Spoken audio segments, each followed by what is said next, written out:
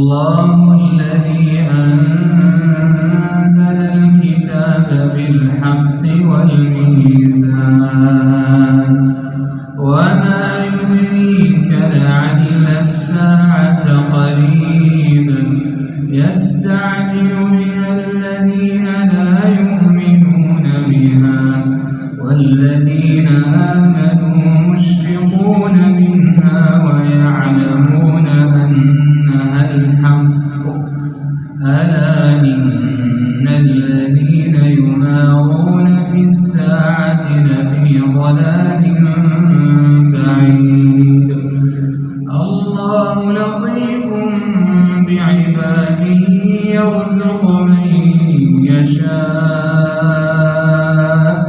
وهو القوي العزيز من كان يريد حرث الآخرة نزد له في حرثه ومن كان يريد حرث الدنيا نؤته منها وما له في الآخرة من نصيب أم لهم شركاء شرعوا لهم